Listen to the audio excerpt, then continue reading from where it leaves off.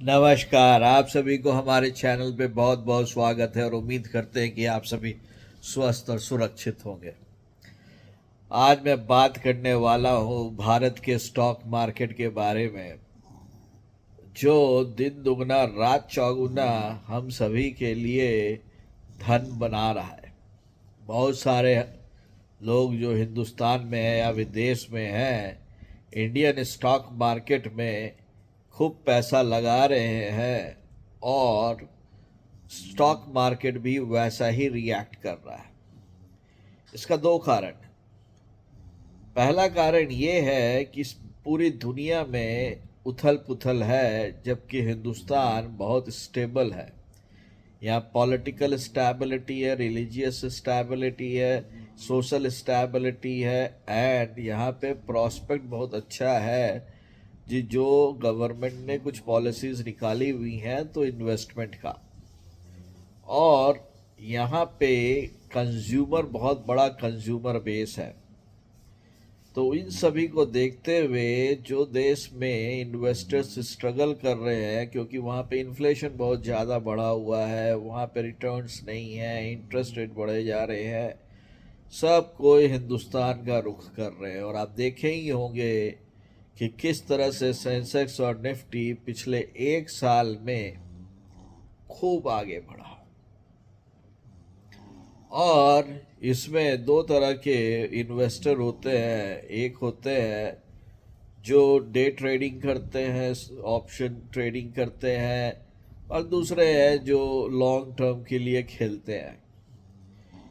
तो यदि देखा जाए आज के दिन में, तो आज के दिन में हम लोग सभी को स्टॉक मार्केट में बहुत केयरफुल रहना चाहिए, क्योंकि जो दुनिया की जो हालात बन रहे हैं उसका बहुत बड़ा असर हिंदुस्तान पर हो सकता है, और जो यहाँ पे कीमतें बहुत ज़्यादा बढ़ा सकती है। और इसमें पहला है आपका ईरान और इजराइल का टेंशन। ये जो है ये तुरंत ही हमारे हिंदुस्तान के इकोनॉमी पर, जॉब मार्केट पर असर करेगा यदि वहाँ कुछ भी होता है, क्योंकि वो जो एरिया है हिंदुस्तान को बहुत तेल देता है। दूसरा जो है रेड सी पे जो अटैक हो रहे हैं, अभी तो इंडियन आर्मी उसको कंट्रोल कर रही है, लेकिन यदि वहाँ पे कोई दिक्कत और बढ़ती है और ट्रेड रूट रुकता है तो उसका भी असर हिंदुस्तान पे बहुत ज़्यादा पड़ेगा। तीसरी चीज़ ये है कि जो अमेरिका आज के दिन में यूक्रेन को और इजराइल को और अदर फ्रेंडली कंट्रीज़ को जो लोन ले लेके फंड कर रहा है, और अपने साथी देश जैसे उनके फ्रांस हुए, ब्रिटेन हुए, जर्मनी हुए, उनको फोर्स कर रहा है कि वो भी करे, तो उन सब पर फाइनेंशियल इम्पैक्ट पड़ रहा है और उन देशों पर इन्फ्लेशन का असर है, और वहाँ की जनता परेशान है, वहाँ जॉब नहीं है, छटनी हो रही है। उसका असर हिंदुस्तान पे पड़ रहा है, और अब हिंदुस्तान के आईटी सेक्टर में छटनी तो शुरू हो चुकी है और दबा के छटनी हो रही है। जब ये हो रहा है तो उस स्थिति में इंडियन स्टॉक मार्केट में पैसा लगाना अभी वही होगा कि जब पूरा घड़ा भरा हुआ है, तब यानी कि पानी से लबालब है, तब हम उसमें कुछ डालेंगे तो छलक ही जाएगा ना। तो स्टॉक मार्केट अभी बहुत पूरे उफान पर है, और यही कारण है कि बीच बीच में जो करेक्शन हो रहा है तो बहुत ज़बरदस्त करेक्शन हो रहा है। कुछ भी दाया बाया यदि होता है अभी, तो स्टॉक मार्केट अच्छा खासा गिर जाएगा।